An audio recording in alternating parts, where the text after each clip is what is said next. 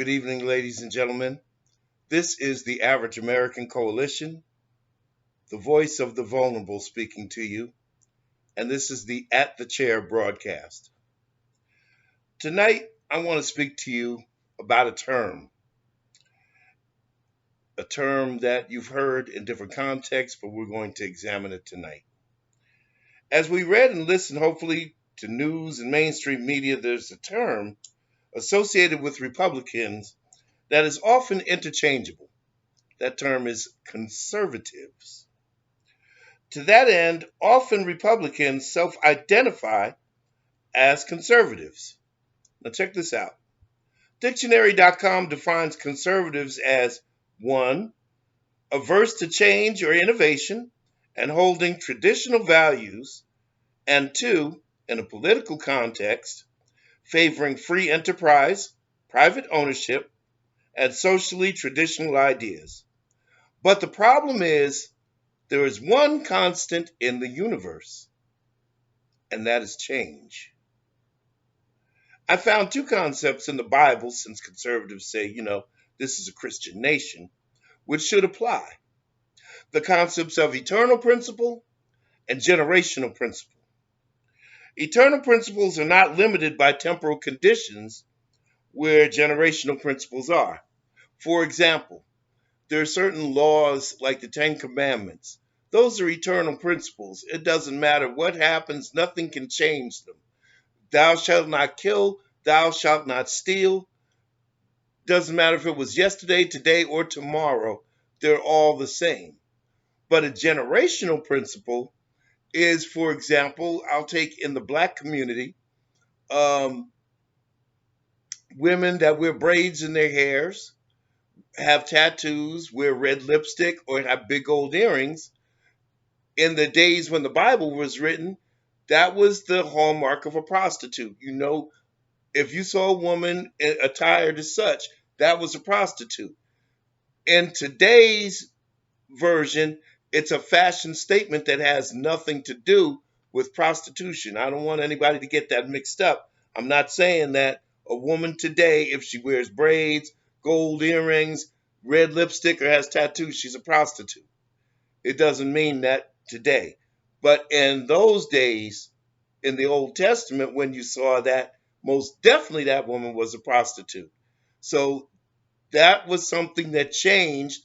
That makes it a generational principle.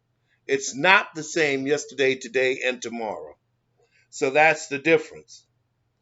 So as we look at this, I have a question. My question is, what are you trying to conserve? You're a conservative.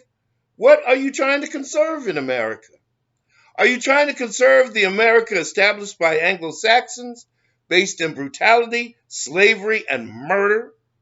A world built by others that you purposely disadvantaged and profited from?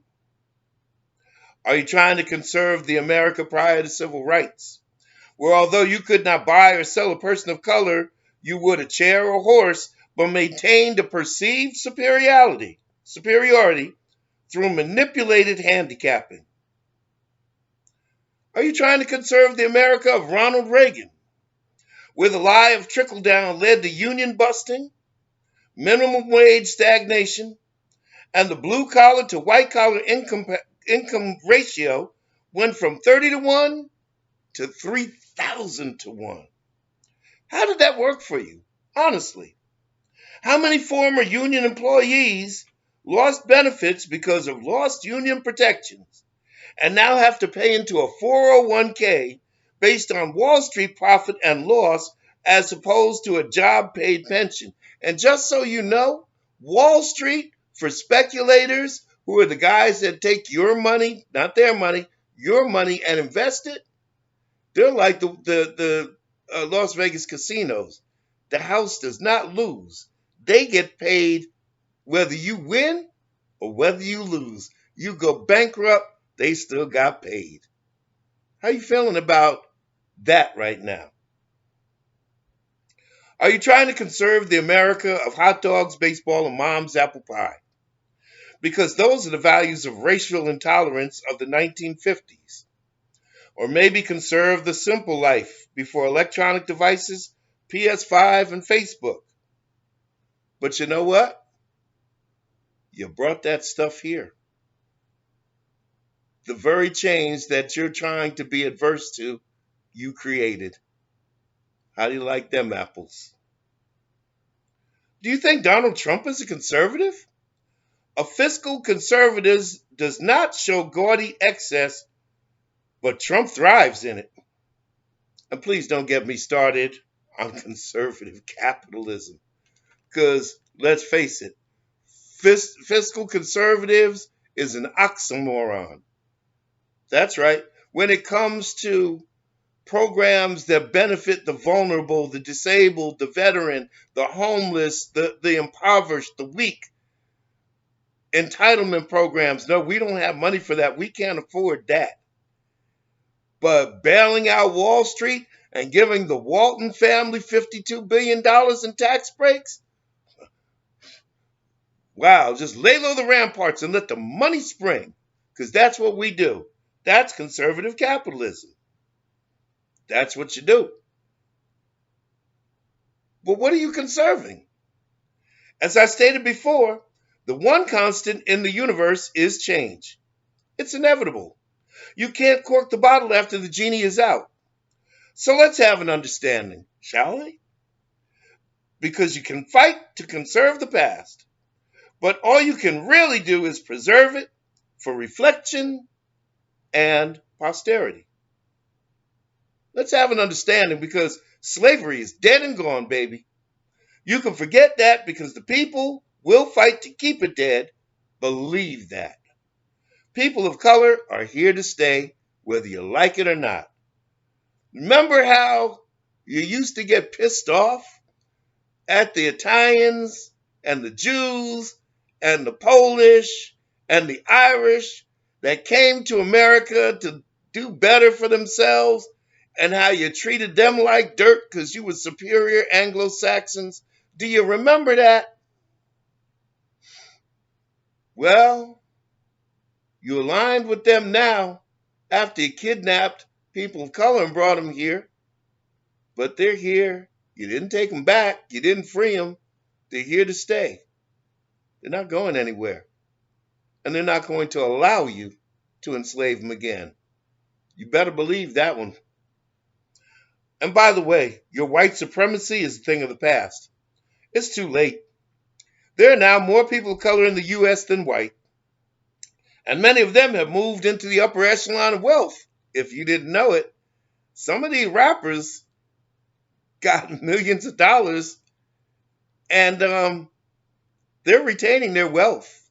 They're not just blowing it away. They're not allowing you to steal it like you used to do the entertainers of the old days, like Frankie Lyman and all of the black entertainers that came up in the 40s, 50s, and 60s. It's not happening anymore.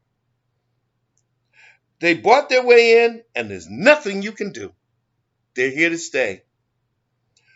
Being adverse to change is a fool's errand.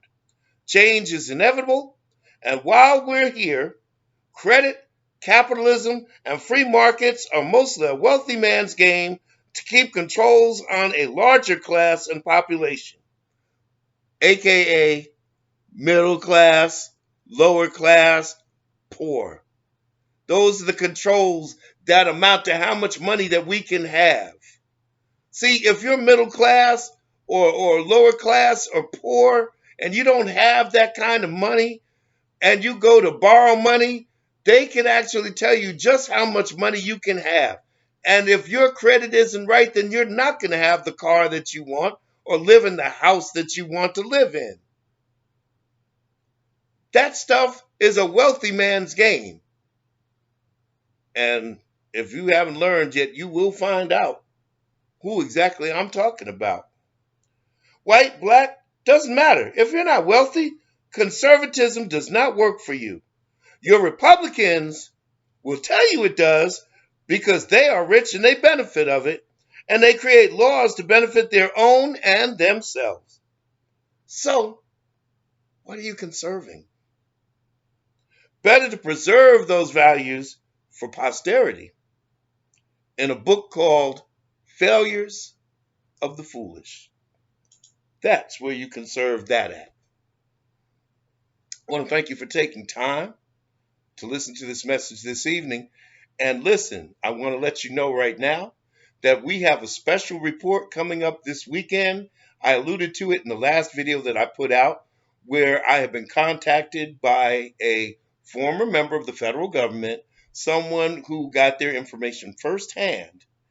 And because this is a true patriot, we're not talking about the patriotism of the Make America Great Again crowd. We're talking about real patriotism, a person that served this country, that loved this country, that loves its people and its Constitution, who has let us know that he is tired of sitting back and watching these lies and everything go about. And he wants to share with us through this venue. He wants to share with you the truth of what's going on in this world. You would be surprised when you hear this man speak and what he's got to say to you. What he's doing is very dangerous. It's of high risk to him and his loved ones. But the truth is more important to him.